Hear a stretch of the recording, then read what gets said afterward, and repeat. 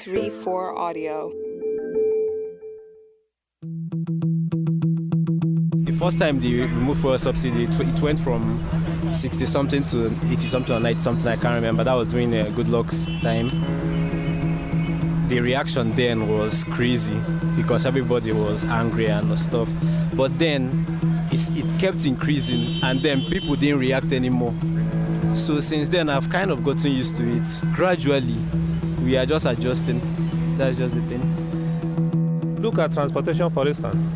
Before, from this point, this is Wuse Market. From this point to Area 1, or from this point to Area 3 Junction, is 100 Naira. But as I speak to you now, it's now 150 Naira. As we are talking now, if you stay here for like in the next 2, 3, 5, 10 minutes now, you will see passenger driver struggling or fighting. What is the issue? 50 Naira increment. You see them fighting over 50 Naira. You didn't tell me before I enter. I tell you, you didn't hear me. I hear you. All is because of the fuel increment. From Triple E Media, I'm Rahmat Mohammed, and this is The Backstory. On November 13th, the federal government increased the price of petrol for the fourth time in 5 months. In June of this year, the retail price at the pump was about 122.5 Naira per liter.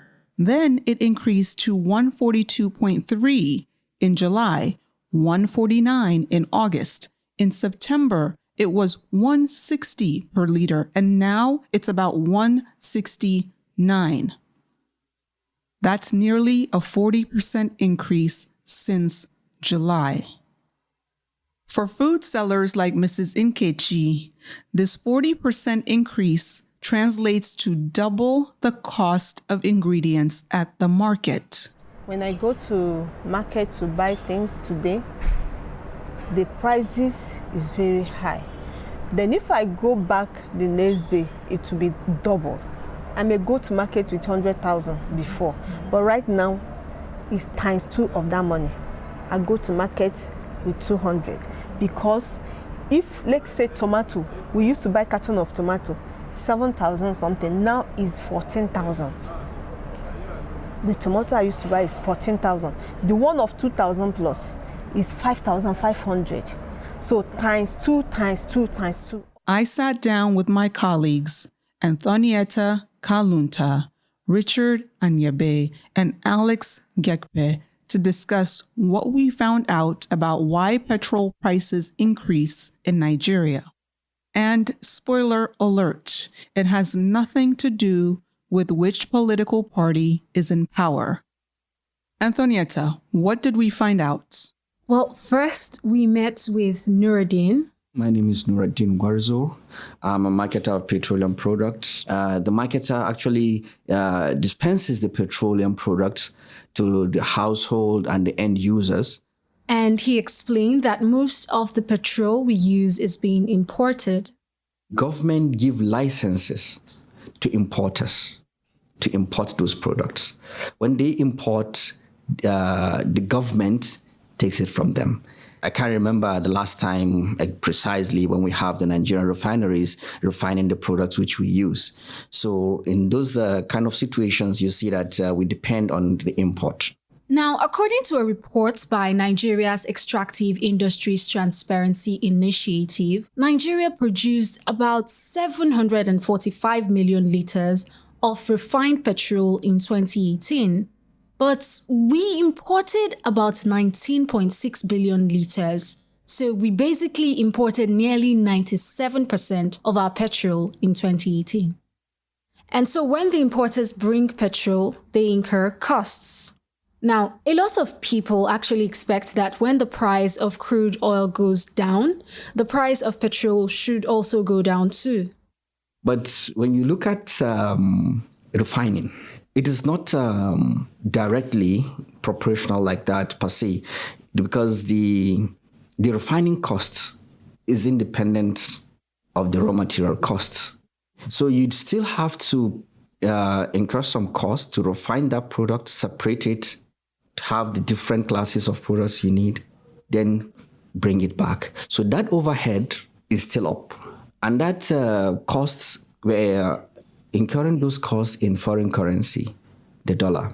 And the dollar is always going higher against the naira. Basically, the refining process is a complex process that costs money. So when we get the refined product back, its price is higher. It's like buying rice in the market. The price of raw, unprocessed rice might be about 18,000 naira per sack, but processing rice is complex. So the price of processed rice can go for anywhere between 21 to 30,000 naira. Okay, that explains why petrol is priced higher than crude, but it still doesn't explain the multiple price increases that we've seen in the last 5 months. Right. So the second part of what Nura said would explain that.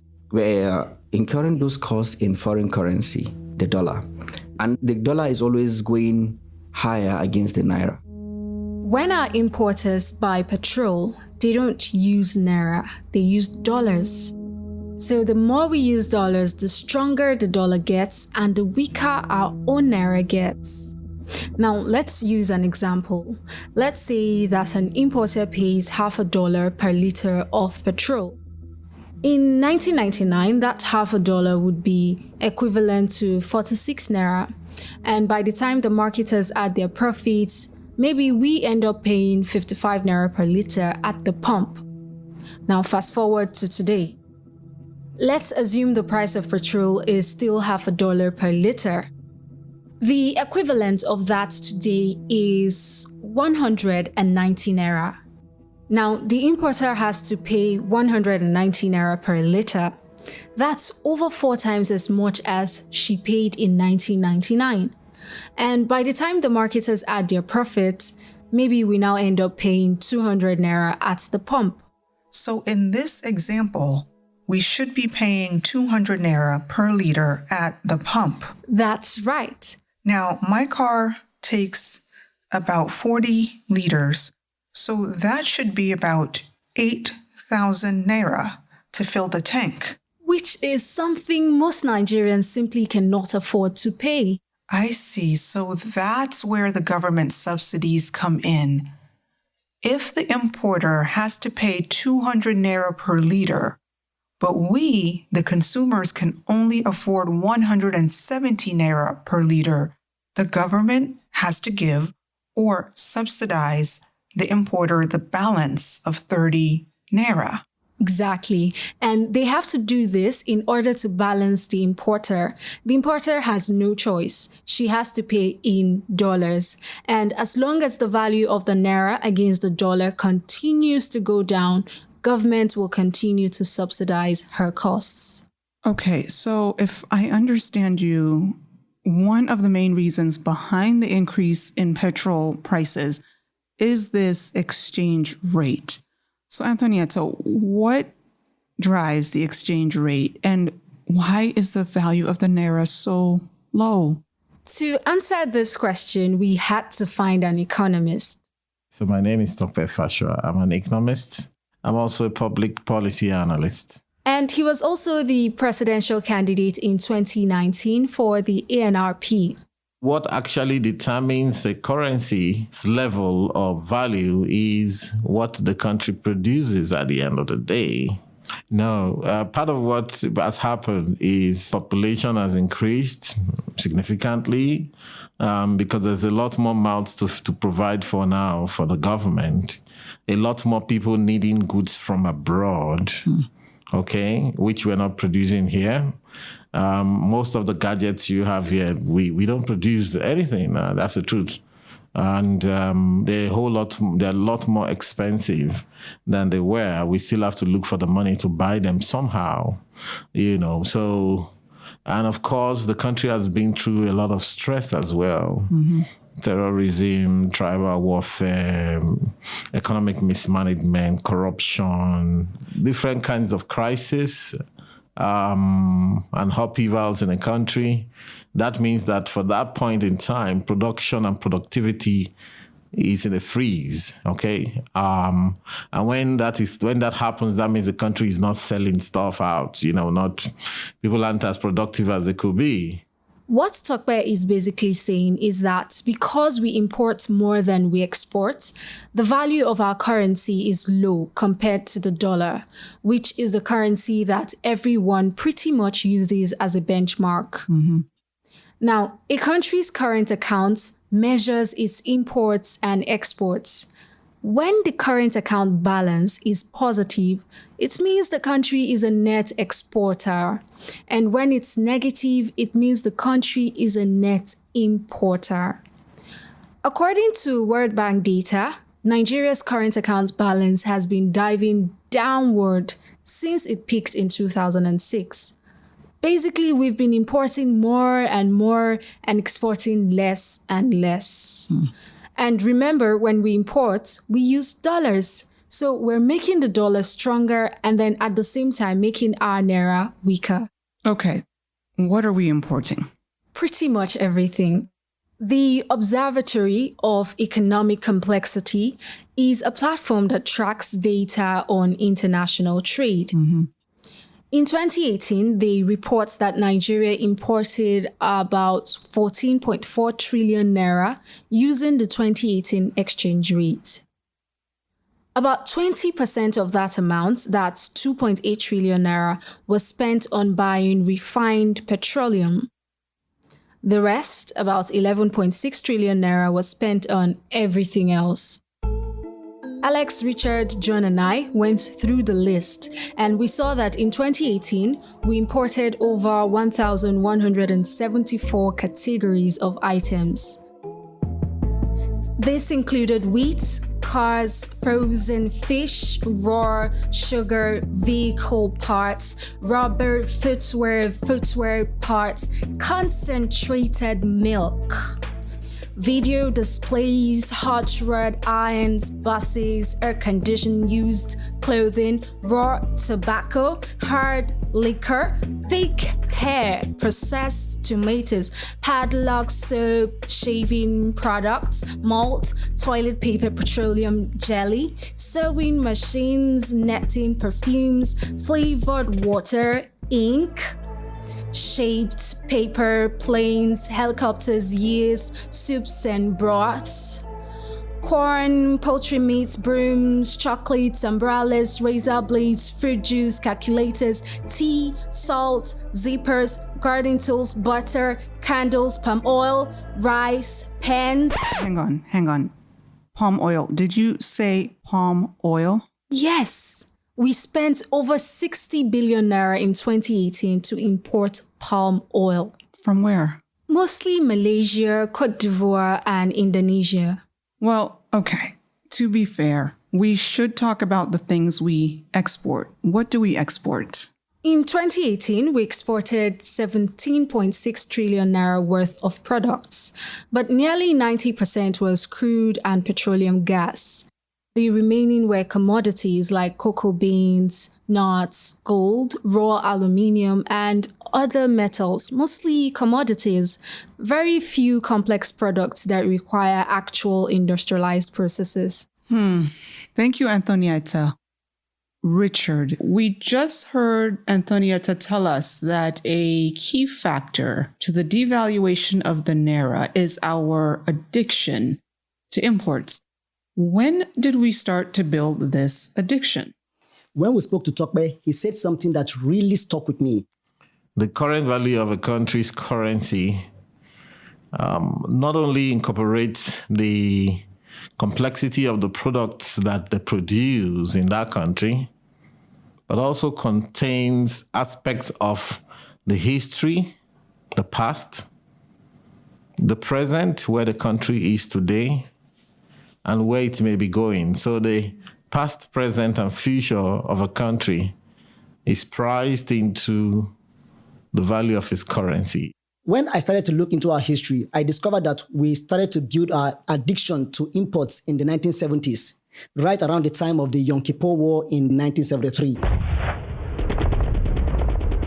This is when Arab states attacked Israel, and almost immediately, oil production was turned off and oil prices went up from $2.65 per barrel to $12.60 per barrel.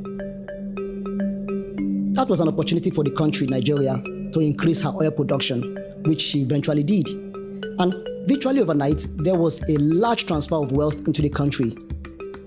At that time, the naira was stronger than the dollar. In fact, through the 1970s and into the mid-80s, the naira was at par with the dollar, and sometimes even twice as high as the dollar. This was what led to improved standard of living as at the time.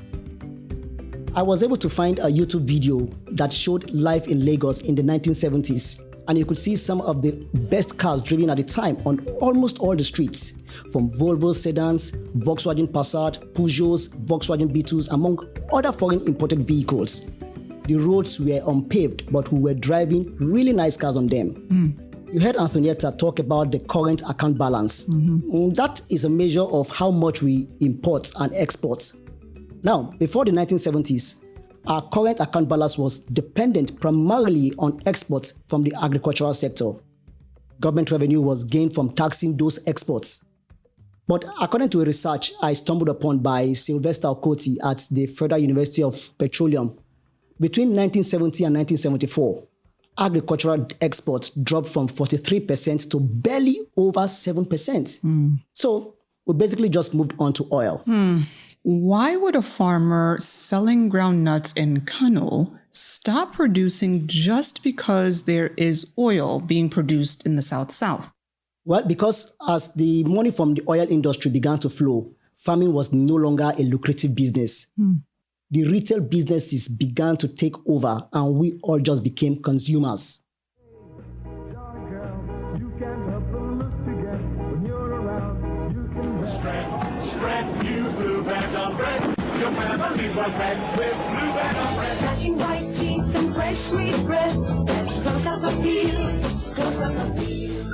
At the time, there were several retail outlets in Lagos, in Kaduna, in Port Harcourt, and even in Kano. Large multinational retail outlet chains like Leventis, UTC, Leonard's, Bata, Chelarams, and Kingsway were all thriving. There was a growing middle class. So people began to migrate from the farm to the cities in search of opportunities. Since foreign products started to flood our markets, we all just began to develop a taste for expensive foreign products.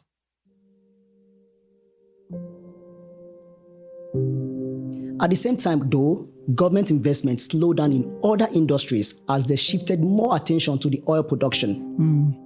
This was the age of spending. The government spent more, the consumers spent more, but we made very little progress in producing complex products for exports.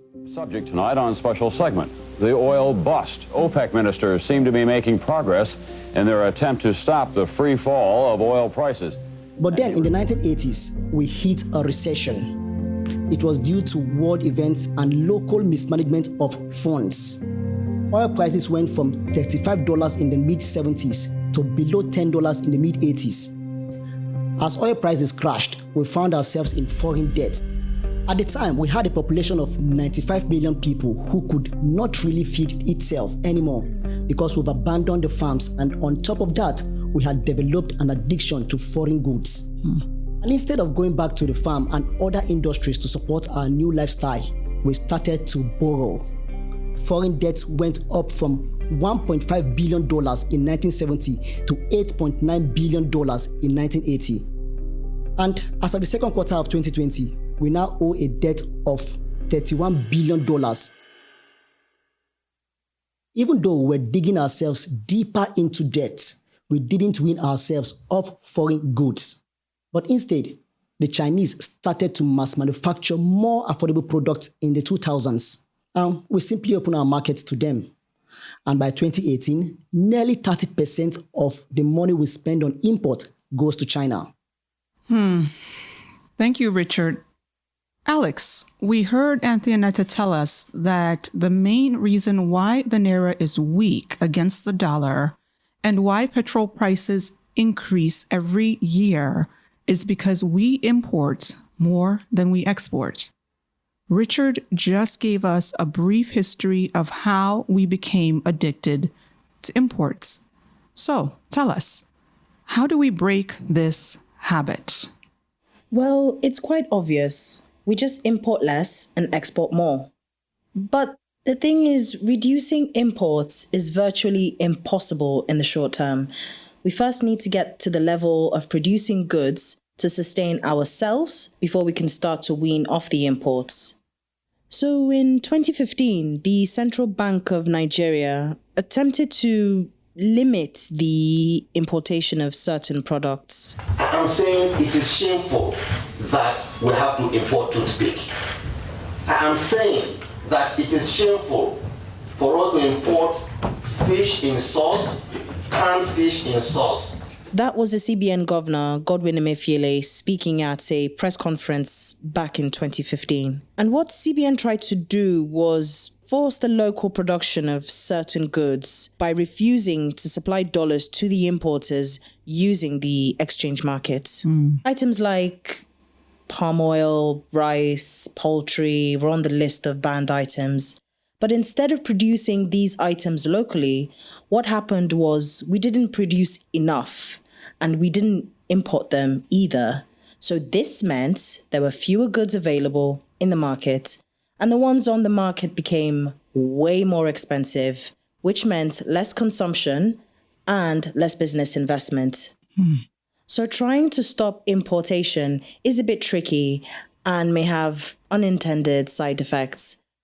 But while CBN continues to, figure out how to reduce imports effectively, the rest of us need to focus on export trade. Okay, so how do we increase export? Well, first, we have to produce things the rest of the world wants.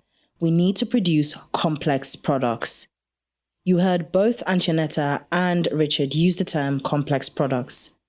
When we sat down with Tope, he explained that there is something called economic complexity. And what it just means is how complex are the goods that you produce as a country. In fact, perhaps a better definition is how much thinking goes into the goods and services you produce as a people. So if all the country does is plant crops, it's good to plant crops, you put it in the ground, you till the soil, you weed the soil, and you harvest and you put it in a bag, right? Great stuff. It still matters, people have to eat. But if what a country does is, for example, produce something whereby I speak here and someone hears in China per second on without a break, then that country has done something that's actually the stuff of genius, and therefore such a country should gets a lot more than the country that produces food, which of course every society has a way of producing at least some of the foods that they need. So I think that's the reason why it's obvious that Naira cannot be at the same level as the dollar. The last time I checked, our largest import was technology. Even it outstrips refined petroleum. Technology, these laptops, these phones, software, subscriptions. If we really think about it, I tell people, there are a few companies in the world who, even when you sleep, they're taking money from you. So you sleep and wake up and, you pick up your phone and it tells you your Facebook updated or your software update. What happens when there's a software update? It will not update except you're connected to the internet. When you're connected to the internet, it will take some of your data. So maybe 100 MB is gone overnight. You slept and woke up and things have updated. You don't know who collected the 100 MB. What is the reality is that all of a sudden you can't browse anymore. You have to pay more to update that. So you're not sure who took the 100 MB, which is money. And that's money. That data is money. 2.5 billion people are on Facebook. If Facebook was a country, it would be India and China combined together with a little change left. You know what I'm saying? So if all that guy is doing is taking 1 naira from everybody every day, complexity. You see, complexity. Now, I ask people, how many tubers of yam or cassava do you need to sell to buy one Toyota Prado? Alex, so if we are to move to an economy based on complex products, what is the trade-off? Great question. Tope actually discusses this. Let's say a country only produces gadgets and tech and nanotech and software, things that are very expensive. And that country decides that, listen, we don't even have the land to produce the food we're going to eat. As it stands now, the currency of that country will be strong. Despite the fact that it's vulnerable to even sheer survival of its people. But the country's currency will be strong because it could sell a couple of these laptops and buy enough food from Africa or from somewhere to last the whole year. But in our case, if all we have to exchange are yams and crude oil, that doesn't give us enough purchasing power to really afford complex products. As of today, the price of 1 barrel of crude oil is about 15,000 naira. An iPhone 10 is roughly 280,000 naira. So if all we have to trade is crude, we would need to sell about 19 barrels of oil for one iPhone. Okay, we really need to start producing and exporting these complex products. How do we do that? Well, we need to first look at economic and social trends. What does the world need that they don't have? Or that they want at better quality? Or maybe cheaper?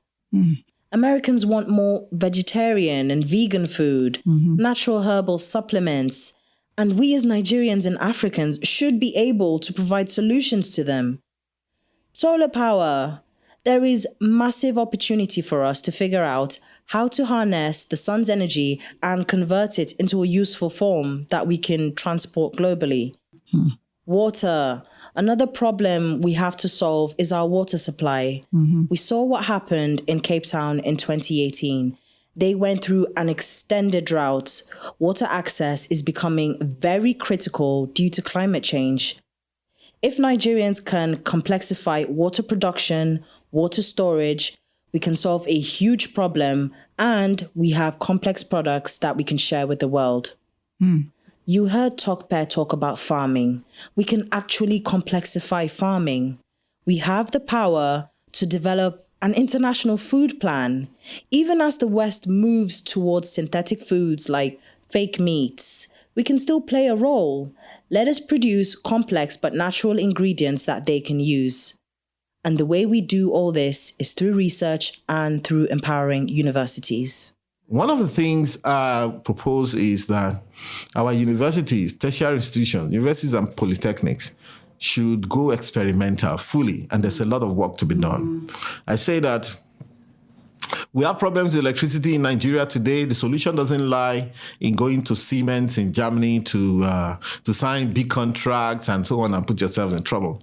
The solution don't lie in going to General Electric. The solution lies in getting as many of our young, vibrant, passionate young people, these young people I see here, go to the nearest village near you, 20 of you or 10 of you, go and perform an experiment there. Whatever you can. It's in wind technology. We're going to give you a bit of funding. You can even pay the students. You pay the students a stipend for getting involved in this. Power up that village. In that way, we may find that it'll be shaky. It'll cough a lot and so on. But we may find out that we're able to take those rural areas off the national grid. And then whatever the government is doing with the national grid, you're focusing on the industries and on big cities where you may not be able to have those kind of experiments. Village roads, all these inner city small roads, should not be subject of contracts. The government says, well, I don't have money. If I have money, I will give a contract of 10 billion to whatever. No, it should be your students doing them. So 300 level, civil engineering department, 20 of them. Tell Julius Berger or any of these big companies, mentor them. If you want to get this big contract, you have to mentor these students, right? So give them the tillers, all the caterpillars, show them how to drive it, And so those roads, the students will fix them, and then they put their signpost there and say, this road was done by 300 level students, so university of whatever. And what do? Then they get something on their CV. By the time they're coming out of school, nobody will say you have no experience. And then you pay them a stipend. If it's 40,000 a semester, you'll be shocked how many students will turn up and be part of that. And I say that, look, it's not only the science people, even the people who are in the arts, they have a role to play. For example, Nigeria we could have as many as 500 languages in this country. If you went to Adamawa State alone, there's about 200 languages there. Different cultures. Languages. Who is documenting them? Nobody. We talk about our languages disappearing and going extinct. You're not documenting them. Documenting them will demand students of linguistics, right, to take those things up as projects. And if you want to make it indelible, someone has to update them on the internet. So that's a lot of data entry work for people to do. You could create a whole Google of Nigeria's information if only we were serious and visionary. Big ideas, but not impossible, and certainly could be implemented. Yes, absolutely, with focus and leadership. Thank you, Alex. Petrol prices are going to continue to go up as long as we import more and more and export less and less. Now, one comment I often hear whenever this conversation comes up is that Nigeria is blessed with so much. We have so many natural resources. Why should our economy be in this condition? Well, guess what? Everybody has natural resources. Everybody. Our crude oil was enough for our economy when we had 60 million, 70 million, and even 90 million people to feed. But we have 200 million people, and we're estimated to be 400 million by the year 2050. So no, natural resources are no longer enough. And it doesn't matter how much gold we find. We can even find diamonds. It doesn't matter what we have in natural resources.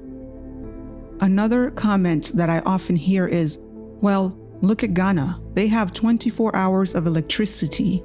Why can't we? Ghana has 30 million people. They can sell 10 barrels of crude a year, and they'll be fine. I'm exaggerating, but you get my point. Crude oil is sufficient for their population. Gold is sufficient for their population. Natural resources are not enough to sustain our population. We need to convert these natural resources into products that we need and that the world wants. Now, the government is, and hopefully will continue to do its part to encourage local refining of petroleum. If we plan and execute properly, we should be able to refine 100% of the petroleum we consume by 2050. And while the government focuses on petroleum, what can the rest of us do to help slow down our imports and increase our exports? You heard Tope talk about experimentation. Experimentation is a critical bridge between ideas and implementation.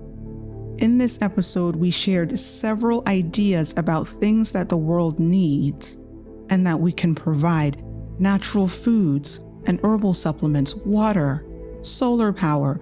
The list goes on and on. And I'm sure you have several more ideas of your own. Everybody has ideas. There is a phrase in English: ideas are a dime a dozen. It means that ideas are cheap. So how do we go from ideas to implementation? That's the hard part, and that's where experimentation comes in. The internet was an idea that began back in the early 1900s, and it only became what we know now through decades of experimentation. Try one thing, it fails. Trying another, it fails, and again fails, until we finally have the internet that we all take for granted today. What would happen if our universities formed a research consortium And the only thing that this consortium focused on is how to generate water. That's it. From now to 2050, just experiment and figure out how to generate water. Maybe along the way, the universities create water-producing technologies, and these technologies can now be used around the world.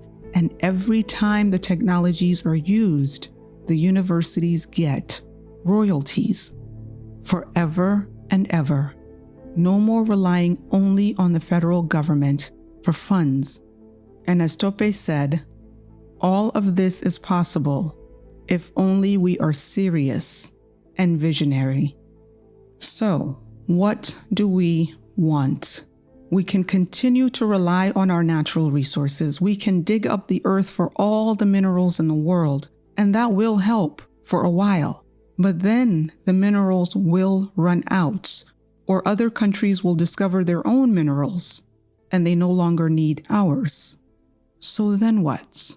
Or we can start to build the knowledge base, the mental capabilities to convert our natural resources into products that we need and that the world wants.